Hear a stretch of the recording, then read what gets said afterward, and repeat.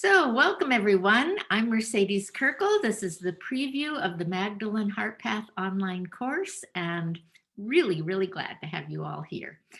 Um, I have taught this course many times and offered this preview many times, and it's been a while. And I want to share that I am feeling nervous, but I'm also trusting the process and ask Mary Magdalene to help me and to guide me. So I'm trusting that all will be as it's meant to be. So Mary Magdalene has given this wonderful process that I gave the name, the Magdalene Heart Path uh, process to it. And it's really a process for shifting out of our heart and into our, whoops, backwards, out of our head into our heart. And I think many people on the spiritual path are very aware of wanting to live in their heart and are living in their heart, much of the time, and maybe not quite as much as you'd like. And there are times when we tend to fall out of that, especially we get under stress or whatever. And this is a process to support us in living in our heart all the time, which she says is a prerequisite for our spiritual growth, and especially our spiritual growth into the higher dimensions, what she's referring to as ascension. Many people are using that term.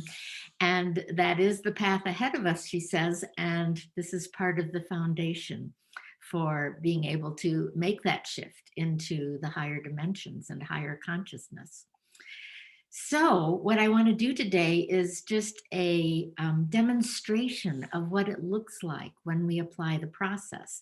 And then in the actual course, I'll be teaching all the steps for empowering you to be able to do this, which is what Mary Magdalene wants. She doesn't want you to have to come to me so I can guide you through it, although I'm happy to do that. And I must say, it helps to have someone when you're in a space that is a challenging space. It always helps. And this applies to me as much as everyone else. It always helps to have support.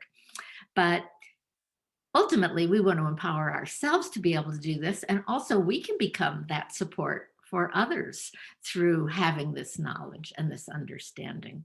So it really is great help and wonderful skills that I have heard from so many people in teaching this course, even people who have very long background in spirituality and are very strong in their spiritual path, that this is new material, that they did not receive this, and they're so grateful to have it, that it's an excellent addition to their toolkit of spiritual skills. So that being said, what I'm going to do is ask for a volunteer. Oh, before we go there, well, let me explain, and then I'll give you a little time to think about what I'm asking for. I'm going to ask for a volunteer who'd like to be part of the demonstration. And what I'm going to ask for is for you to share some situation in your life that has some challenge for you, that you're struggling with in some way, that isn't resolved, that you have a lot of thoughts going through your head that don't tend to stop, or whatever the situation is. It can be something very small and minor. It can be something that's gone on for a long time. I do ask that you share something that you're comfortable sharing, and that you're comfortable, people knowing about you, and that it's something alive for you, something that has some charge, some energy. So while you're thinking about that, I will just add a little bit more about the course, the upcoming course. It's going to start next weekend on February 20th and 21st. We have 6 online meetings. So the first 2 will be next Saturday and Sunday. And after that, we'll have 4 more Saturday meetings. And of course, for a few of you in faraway time zones, that may fall on a different date. It might fall on a Sunday for you, but for most of us, those will be the days. And all of the meetings are recorded. So if for some reason you're not able to make a live meeting, you can always watch the recording, and you can also watch it afterwards if you want to see it again, work with the material more deeply. And then I also offer supplementary materials. There's audio recordings that you can listen to, a study guide to help you go deeper into the material. But the basic is our 6 online meetings. And then at the very end, I have an individual coaching session with every person. And that's the structure. And this particular course is a fundraiser for my next book that's coming out, which is called Dialogues with Yeshua and Mary Magdalene. Very excited about this book. And so for the people who are signing up, thank you. You're helping to raise the necessary money to get this book out, which I hope will be coming out in the summer of 2021. So that's, I think, enough right now about the course. And so let me ask if there's someone who would like to volunteer a situation in your life. And if so, if you could unmute yourself and just share. If there's more than one person, that's fine. We'll pick one initially. And if we have time, we'll do more than one. So can I hear from someone who'd like to share? Zuzan, you want to unmute yourself and tell us a little about your situation? I came across a nice big trigger today. I had a challenging youth and I survived. One of the ways I survived is by being in charge of things and having control over things. And that seems to stick with me more than I would like. And today there was something very simple. My husband said, "Oh, friends are coming over. Can't they have dinner with us?" And I triggered, wow, way out. Just he didn't ask me. I like to cook. I really do like to cook, and I like to have them over. But something just triggered me in not being consulted before, and well, that happened. Wonderful. That is a perfect situation that we could work with. So Okay. why don't we go ahead and we'll start with that one. And as I said, if we have time, we'll get to more than one. So thank you very much for sharing this with us. I appreciate that. So what we like to start with is getting clear about what the stimulus was, what's sometimes called the trigger. That when we have a challenging situation, something happened in life where right before that thing happening, we were fine. We weren't having the feelings that happened right after that thing happened. And so part of our consciousness process is to become clear of what was that moment where something happened. And lots of times there's sort of a string of things that happen where there's one thing and that leads to another thing and that leads to another thing. Or the other common pattern is that this can be a series of events that's gone on over time, and you kind of lump them all together as, this is what's happening, but it's really many, many events that have happened. But for this process, part of being fully in the present, fully conscious, is to just select this incident. So we're just going to, even if it's been a repeating pattern or whatever, we're just going to look at this incident and get clear, what was that moment where it happened and what actually happened in that moment? So, Zuzan, am I saying your name right? Excellent. No, anyway is fine. Anyway is fine. Okay, thank you. It sounds to me like the moment where this began, where something got stimulated, was when your husband said to you, "Oh, friends are coming over, and I'd like you to make dinner," or "Friends are coming over for dinner tonight." Is that accurate? Yeah, kind of. He just said, "Well, they're coming over," and um, what words did he use? Um, it's in between of asking and not really asking. It was not ordering. He didn't ask them before, but just like uh, they can stay for dinner, can't they? Something like that. Okay. So thank you for what you just added, because that added a really juicy little piece that is worth looking at there. Um, it sounds like the actual event was your husband saying, "Oh, friends are coming over and they can stay for dinner," right? And that something went on in your mind right when you heard that, which was, "He's giving me orders," something like that, along those lines.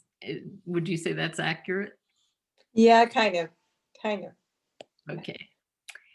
So that is two different things. And this is the next step in our consciousness process here, is to become aware of the difference between what actually happened and what our mind is adding to it. Yeah, clear. And that addition is what Mary Magdalene calls judgment. And so in this case, I hear a clarity even already on your part that the actual what happened is your husband said those words, and the judgment that got folded right in was, "He's giving me orders." Yeah. And I feel I have no choice. I do, but Oh, I that's don't another feel like great I have one. a choice. And I don't have any choice in the matter. We would call that another judgment. And judgment is, from Mary Magdalene's point of view, it's anytime you're adding um, an interpretation of rightness or wrongness to what happened. Mhm. And so for most of us, giving orders is an interpretation of wrongness. Someone shouldn't be giving us orders.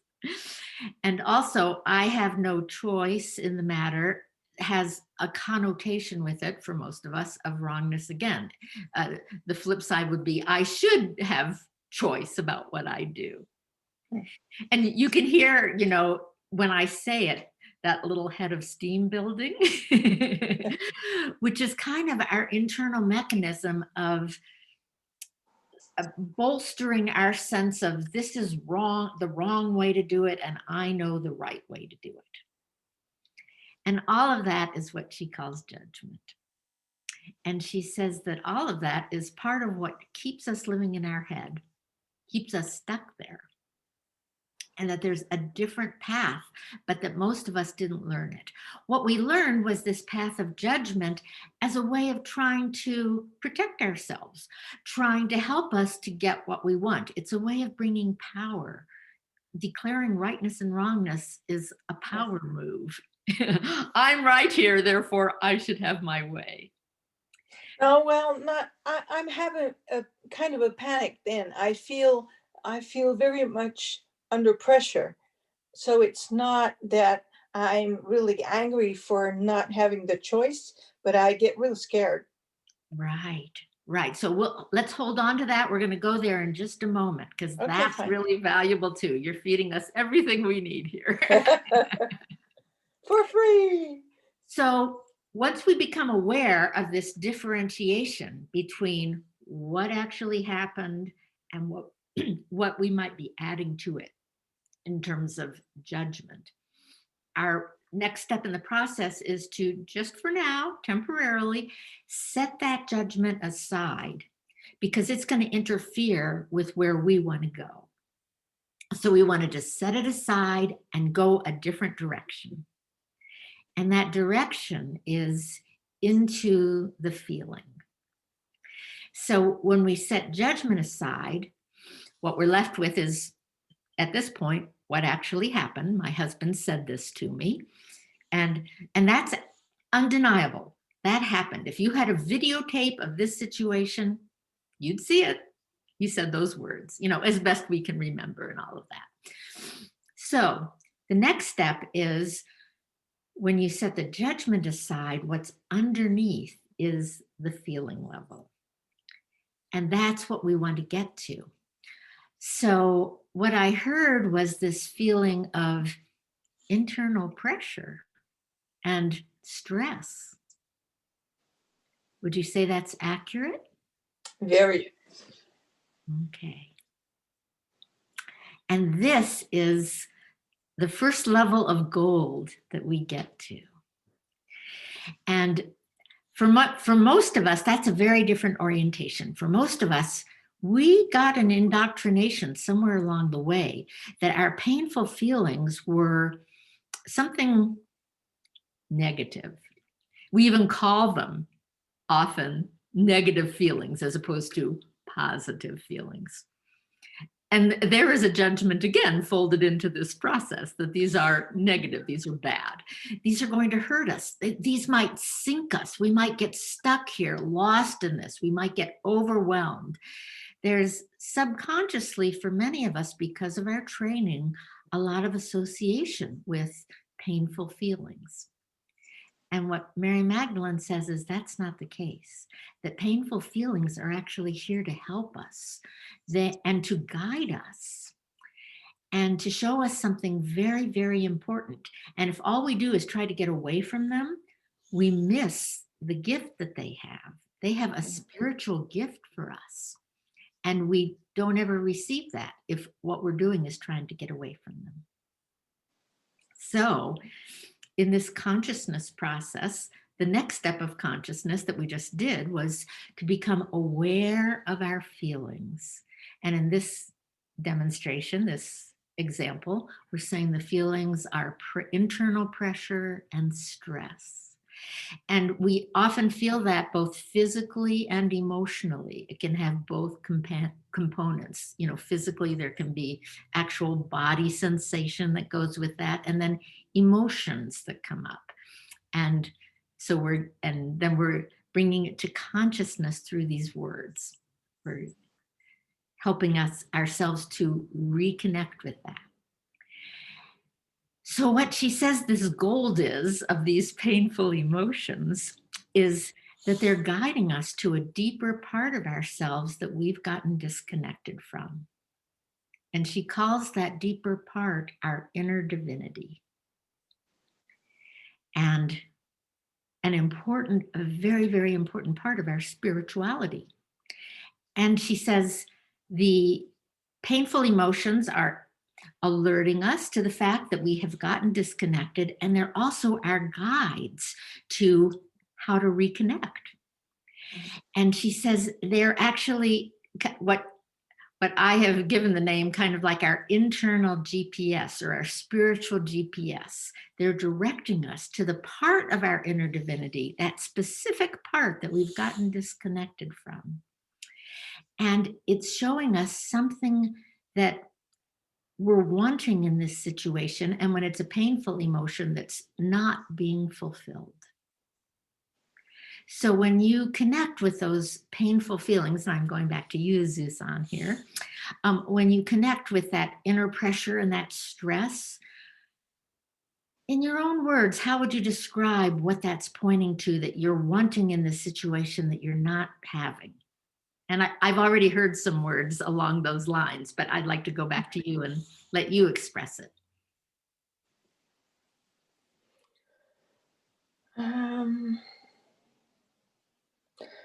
I think I think to want to be heard and yeah, to be heard. And I'm wondering if you're wanting choice about yeah what you're going to be doing. Yeah. So to be heard and to have choice about your Whatever. decisions in life. Yeah. Yeah. Yeah. So take that in for a minute. Just be with that. Like in this situation that came up this morning when my husband said this, and I felt that internal pressure and stress, I was really wanting to be heard and to have choice about what I agree to do. And it feels very fearful for me not to have the feeling not to have the choice. It Yeah. grabs me. Yes. So I hear that you're kind of getting in touch with a deeper layer here of how important it is to you to have choice. Yeah. That really, so I hear that's the one that's really big in this situation that you got disconnected from, that part of you that has choice in what you do in your life. Mhm. Yeah. Yeah. So now I'm going to ask you to do some inner work. And this is the point of healing. And the inner work I'm going to ask you to do, and oftentimes it helps to close your eyes to focus and be in touch with our inner self, is to find the place in you that knows what it's like to have choice, to be in choice. And what I'm suggesting is somewhere inside yourself, you know what it is to have that thing you're longing for. And to see if you can find that place and connect with it.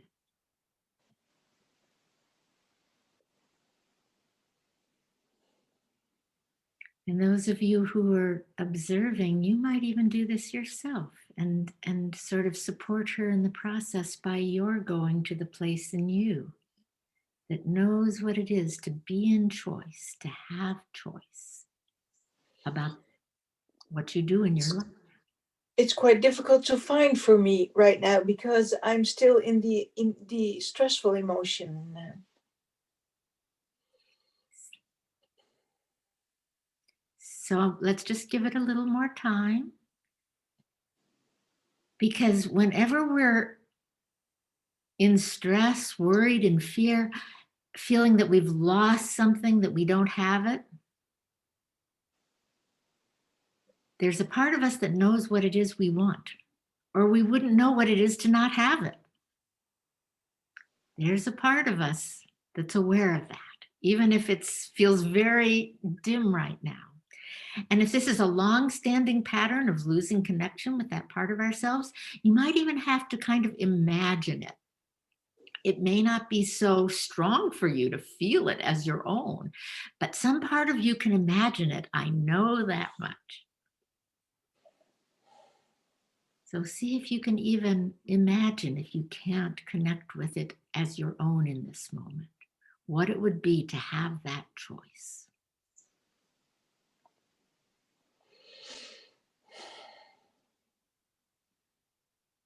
I can find that.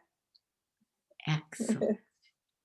And let yourself just really, at like the pool of being in choice, and you're just letting yourself immerse yourself into that pool. Fill yourself up with that feeling of what it is to be in choice about your life.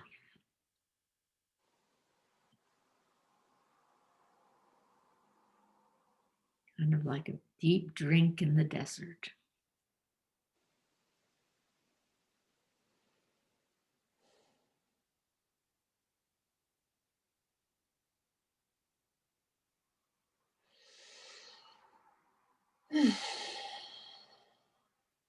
Yes. Those deep sighs are very often a characteristic sign of connecting with some valuable part of ourselves.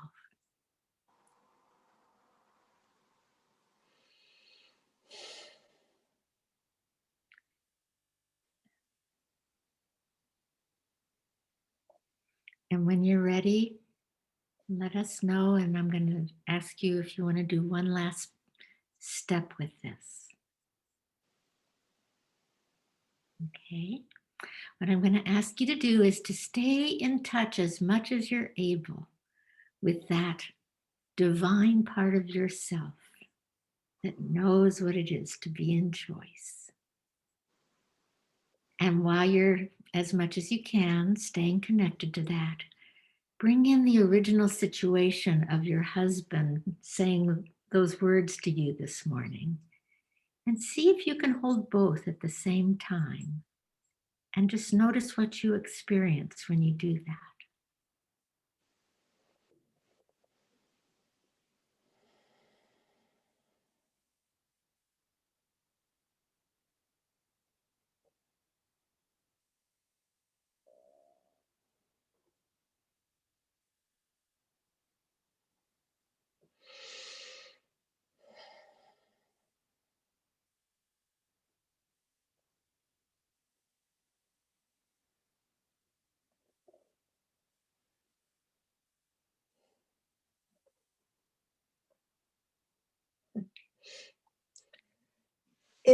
It's a bit difficult to stay with either of those emotions right now.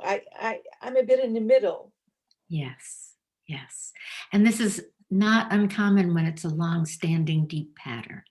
The shift doesn't happen like that. But what I hope is that we've planted a seed, and that little by little, this seed will grow of you starting to be stronger in staying connected to that part of yourself.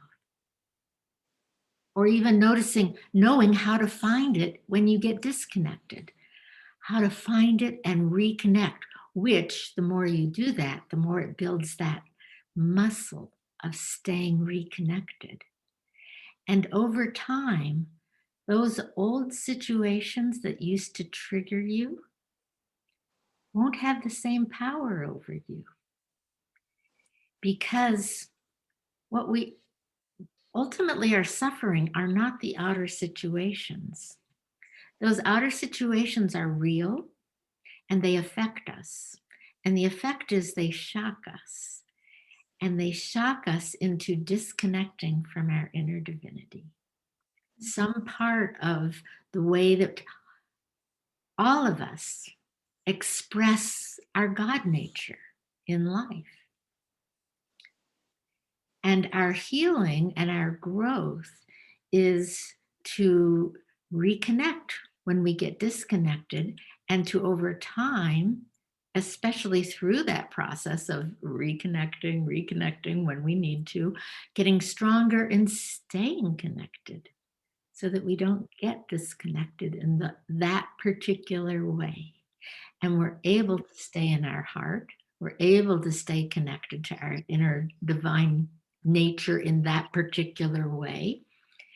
And we start to realize that we have different choices available to us, and we have new power available to us that we didn't have when we had the old pattern going of getting shocked and disconnecting from our inner source. Yes. Thank you. You're so welcome. Anything you'd like to share about that process for you?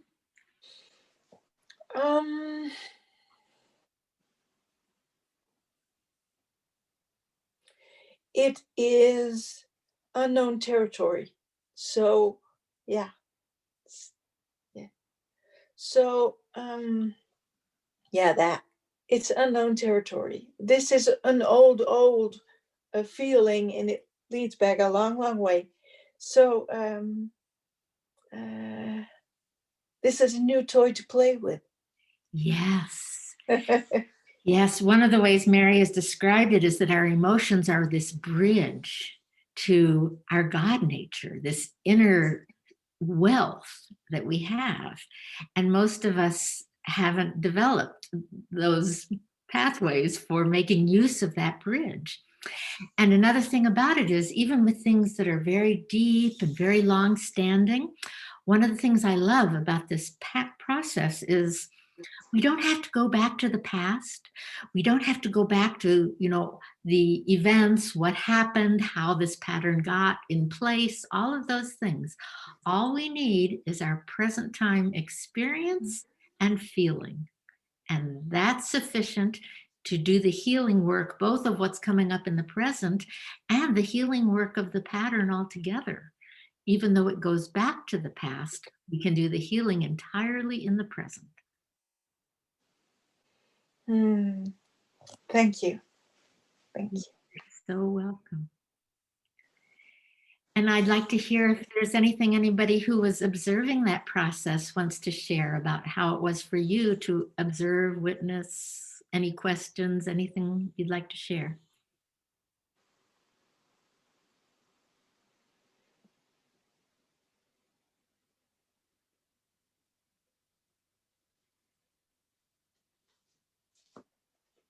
Okay. It's all clear. I beg your pardon? I said it's all clear. I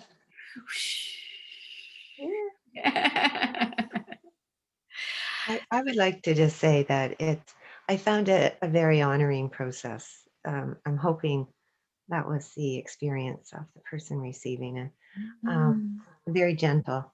And there was teaching along the way. And I don't know, that's part of the process in general, or you were teaching because it was a large group. Yeah. And because that's what I do with this process. Yeah, because I think the teaching part of it is really lovely as we learn that mastery. Yes. Eventually, what I'm hoping is through my expression is that becomes part of your inner skills, and that'll be the way you'll be guiding yourself in the future. But at this point, I'm adding it. I'm being that voice. No, it's good. I enjoyed it. Thank you. Thank you. Anyone else want to share anything about the process we went through?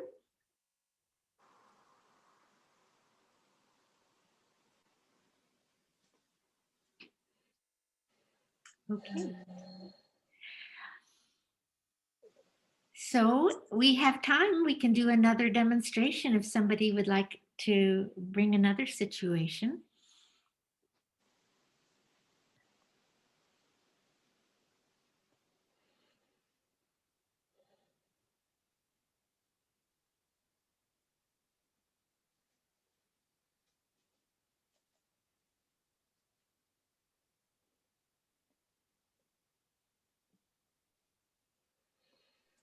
Well, I'll jump in. Thank you.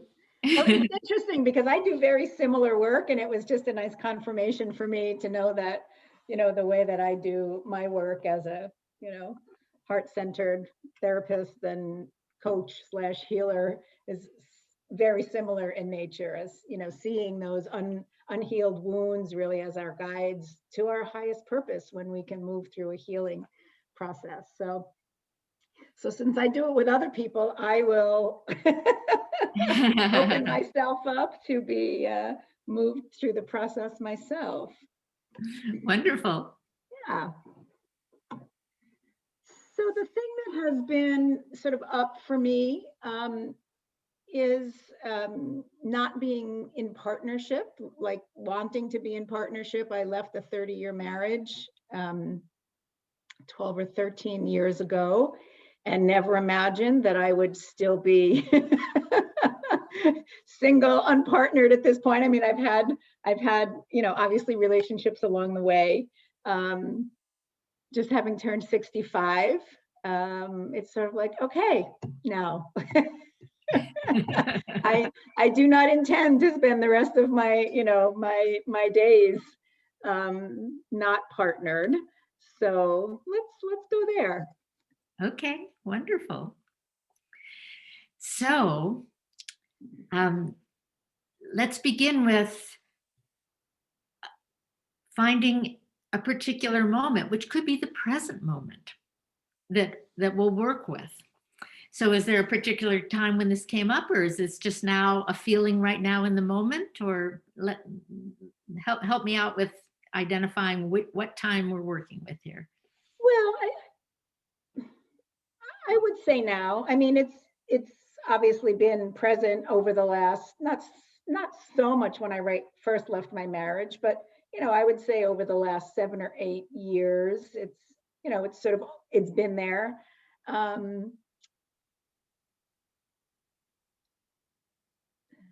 Yeah, and I think because I feel like I'm in this period of transition, I'm sort of winding down my practice, moving into other aspects of my work, speaking and doing more coaching, wondering about, am I going to keep living where I'm living, or is there someplace else calling me? So there's a lot in the mix right now, but this idea of partnership and someone who I can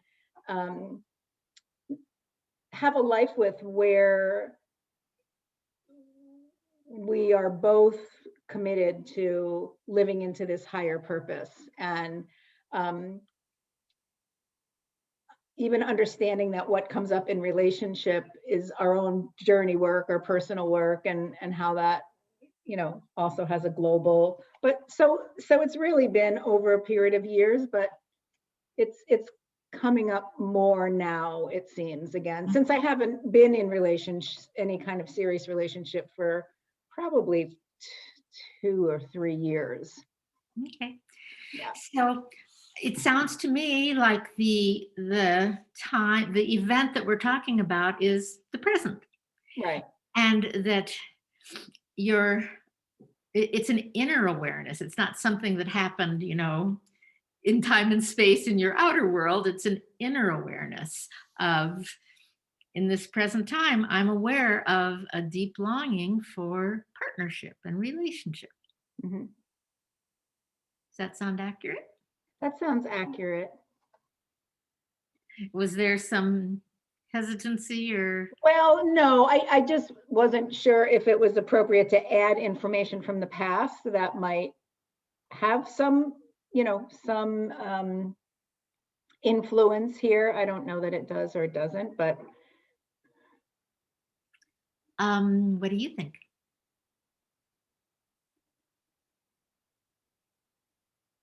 Does it change the event? No. Okay. Okay, then let's just stick with this. Okay, yeah. Okay. So I don't hear any judgment around that, or, extra thoughts, interpretations of rightness or wrongness that you're adding to it, which is wonderful. I just hear a very clear observation of stating what the event is, which is this inner awareness in the present of this longing. Correct? Yeah, correct. Yeah, which means we can go right into the feeling. So, can you identify what the feeling is when you have this awareness, this thought about how much you would like to be in relationship? What's the feeling that goes with that? I think sadness is the first thing that bubbles up. That's the most present for me in this moment. I could almost even feel the tears coming. Now, interesting, without knowing any of the details, my guess at this moment is, going back to your question you asked a couple minutes ago, do you want to hear about the past? I'm imagining the sadness is connected somehow to that past. Oh, I suspect there's a thread. Yeah.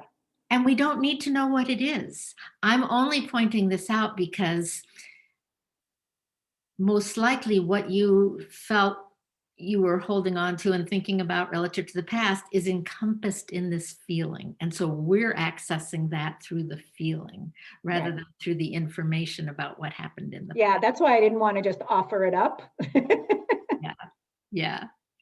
And lots of times we get lost in that information about the past. We get lost in our story and then feeling like we have to fix you know, we have to find the solution to the story, and we have to go into fix it mode and that kind of thing, solution mode.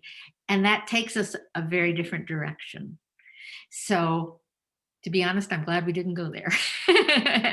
And we're sticking with the information encoded in your feeling instead. Mhm. So sadness. When you think about how much you'd like to have a partner at this point in your life, what comes up, what you feel is sad. Yeah. And the other thing I want to point out here, just as a teaching point, is another reason the feeling is really important is because we're all different, we're all unique.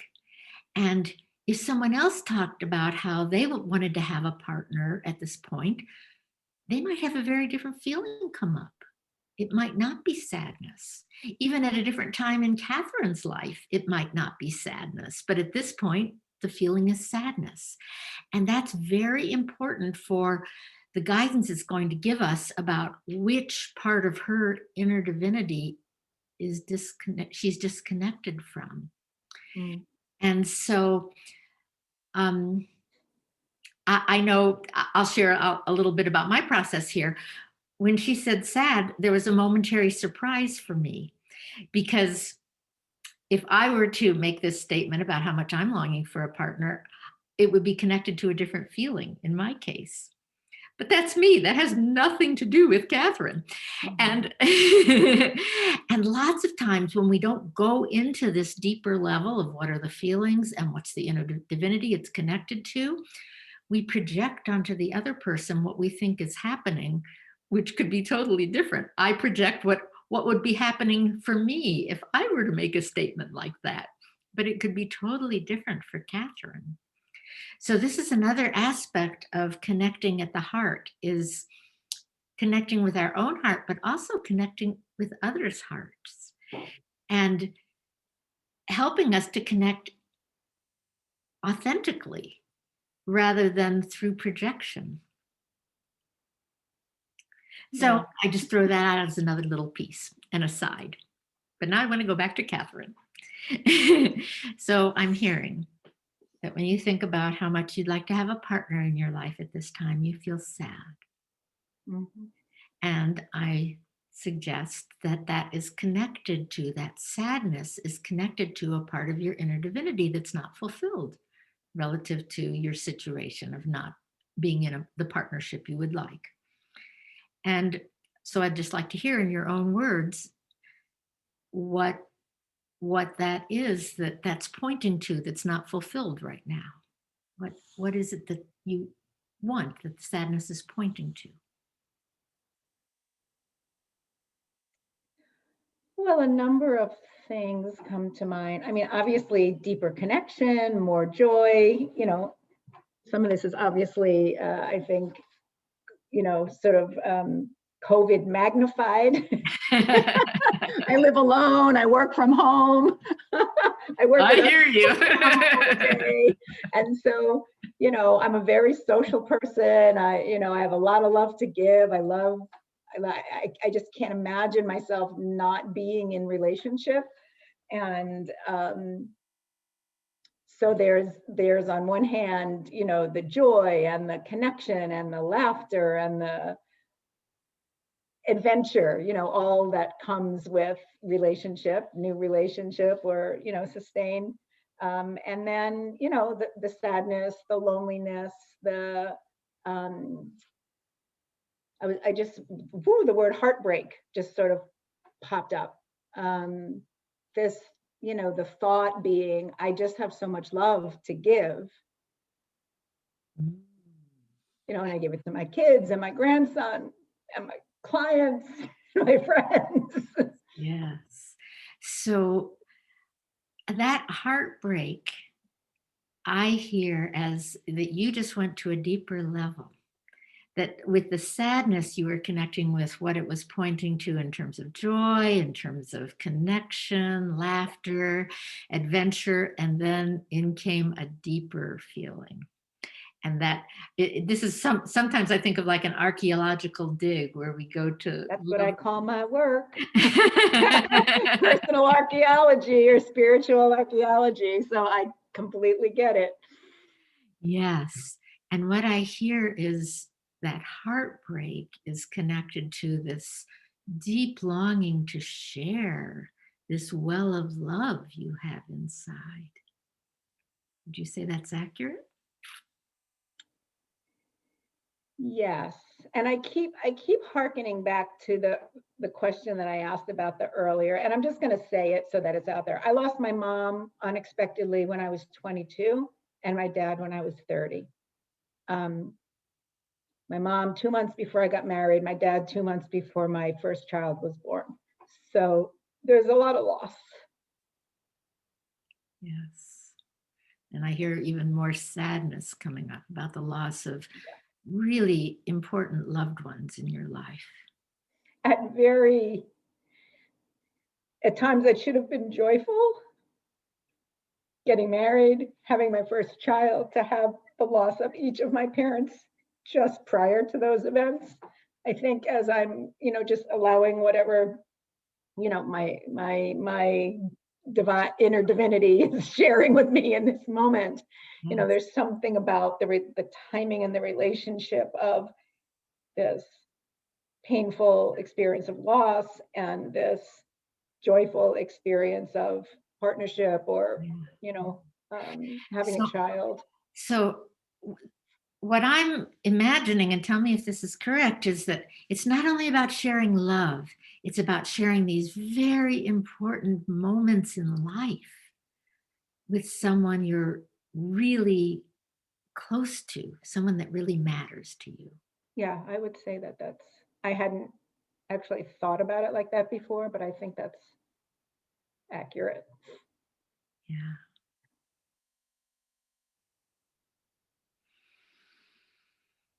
So I would say this is a certain kind of connection, a connection with someone that you have a very close relationship, a close love relationship with, that you share love and that you share the deeply meaningful events of life with.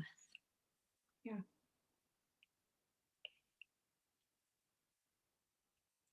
So I'm going to ask you to do that same process, which again, just as a reminder, this is the healing moment of turning, because our feelings point to our to a sense of our painful feelings, point to what we don't have, what we're deficient in right now. And the healing is the turning into what we do have. And so I'm going to ask you to go inside. Again, if it helps to close your eyes, I recommend that. And to find the place in you that knows what it is to have this deep connection where you share love to very special people in your life and you share the meaningful events of life with them.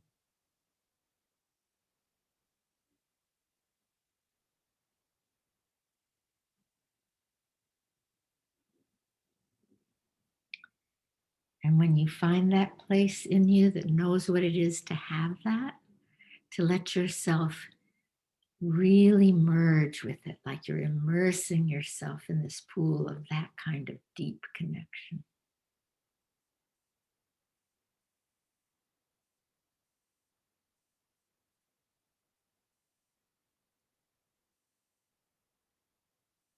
In the moment, it feels more like a thought than a felt experience, although I certainly have felt deep love and connection and intimacy with, in different relationships, different kinds of relationships in my life. But in the moment, it feels more like a thought of trying to conjure that up. Uh-huh. Uh-huh. Are there any other thoughts that are coming up at the same time?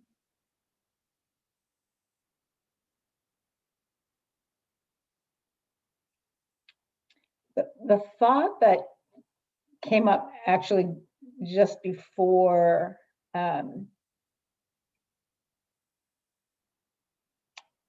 we went into the process was, I don't know that I have had any relationship, even in my 30-year marriage, which was by all means a good marriage. We just moved in different directions, but where I felt really seen. Yeah. That you could share at the deep level, you know, you're able to. Right. Yeah. Right. And that's the longing, that's the yearning. Yes, to really be met at that level. Yeah. So let's go there. Let's find the place in you that knows what it would be to really be met by someone at that level.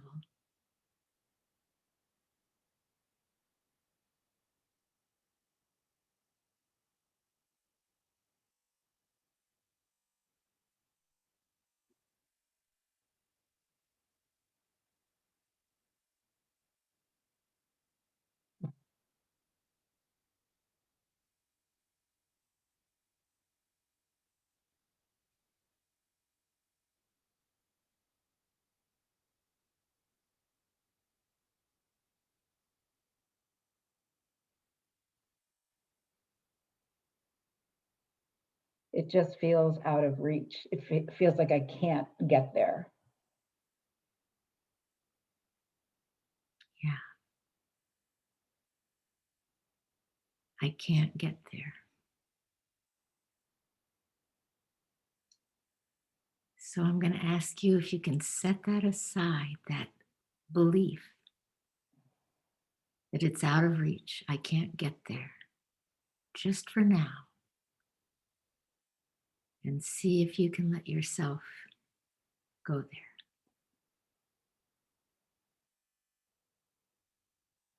Because you know what it is. Otherwise, you wouldn't miss it. So just for now, to give yourself that experience.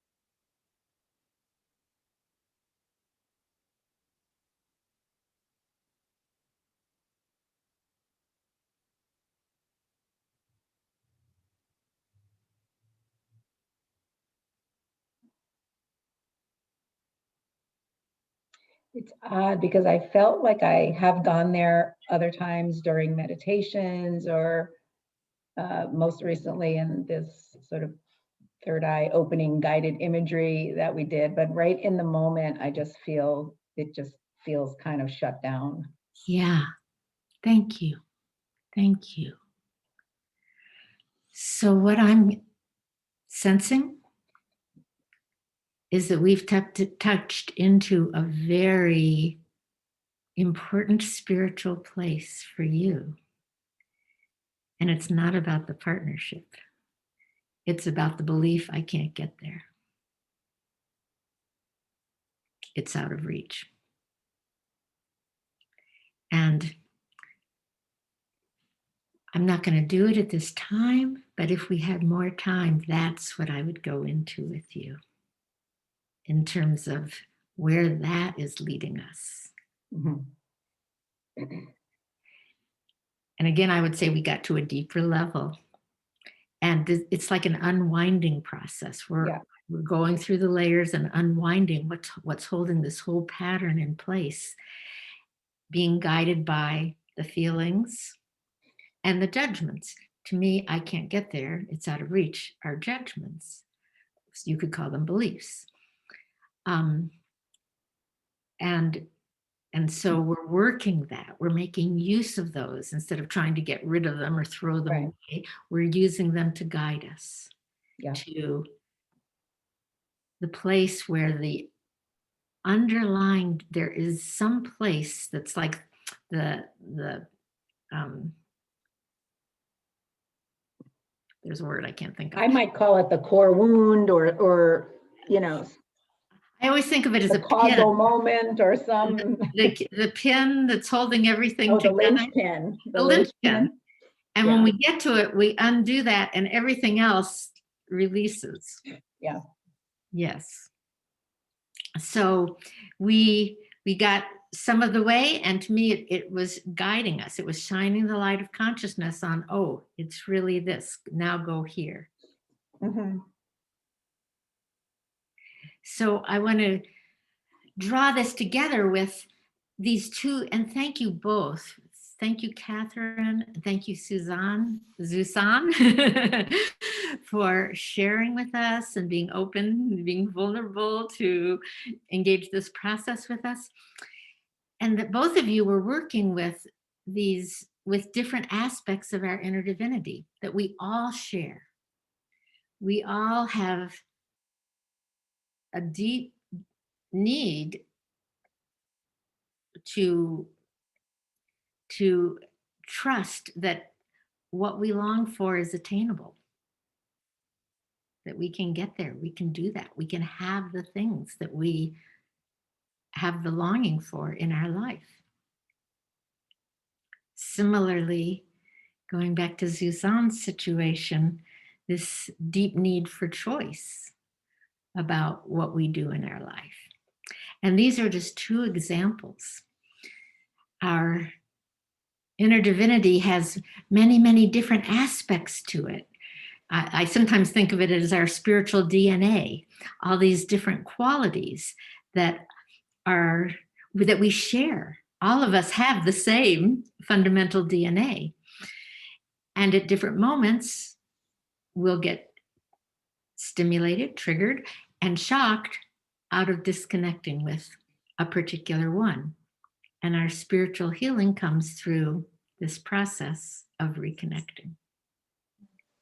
So that's what we'll be working with, and that's what we'll be delving into more and learning the step-by-step tools so that you can learn this process and you can engage it and do it in your life. And if you choose, doing it with others as well. So any questions? Well, first, let me get back to Catherine. If there's anything you'd like to share about your experience of doing that.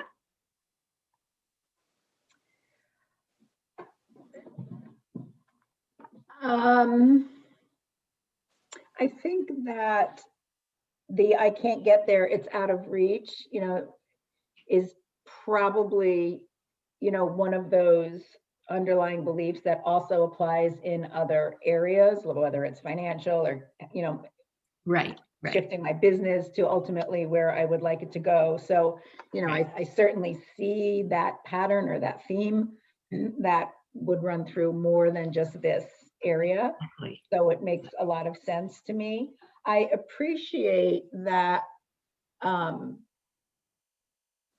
when I was asked to close my eyes and sort of go in and, however you worded that in the past, if nothing was coming, I would have judged myself. Like, how come nothing's coming? What's the matter with me? I can't connect. And I think because of this, this space that you created also, Mercedes, was that it was just okay to say, right now, nothing's coming. Mm-hmm. Right. And then, from that, then you were able to, sort of move it to the next stage. And as I'm thinking of that, I'm thinking of other things in my life where I've been in classes or trainings and other people were connecting with their guides or seeing, this is another area, seeing somebody's DNA light up like a Christmas tree, and I wasn't having any of that. And I always felt like the one person in the class who just wasn't getting it. And here we are again. I can't get there. It's just out of reach. And So, instead anyway. of seeing that as what's the matter with you, for us, we see that as, oh, that's your guidance. That's telling us where we need to go. So Right. that's the way the process is working in your case. Right. Yeah. Thank you. You're welcome. Thank you. And anyone else want to share anything that they experienced in observing? Yeah, Gwen. I just wanted to thank both Suzanne and Catherine, because it was so great to see how the process worked with something that was so recent and so raw, and something that was long standing.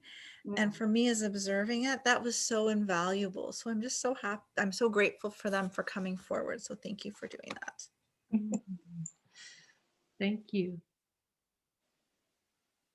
Anyone else want to share anything?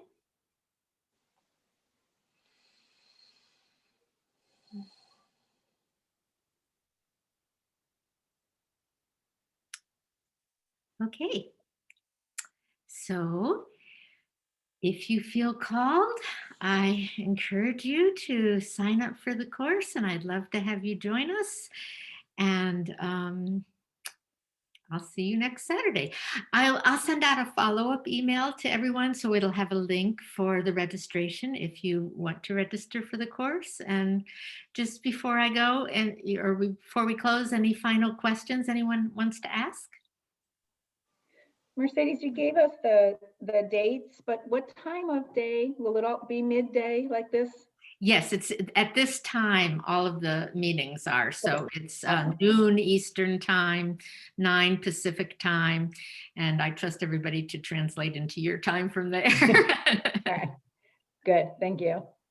Yes, and next weekend we have back-to-back meetings on Saturday and Sunday. And then after that, it's once a week on the following 4 Saturdays. So it goes through March 20th. Any other questions? Everything is perfect. So nice to see you, Luisa. Nice to see you. All right, It's then. It's Oh, I'm sorry. impressive. How you speak is impressive.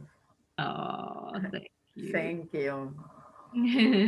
I have help in high places. So thank you all so much for joining me. And I love sharing this work with people. It's dear to my heart. It's transformed me, and I know it's transformed many others too. So thank you so much. And I hope I'll see you in the course. So with that, blessings. And bye-bye. Thank you. God bless you. God bless you. Thank you, Mercedes. Oh, you're so welcome. Thank you so much. Yes, many blessings. Thank you. Bye.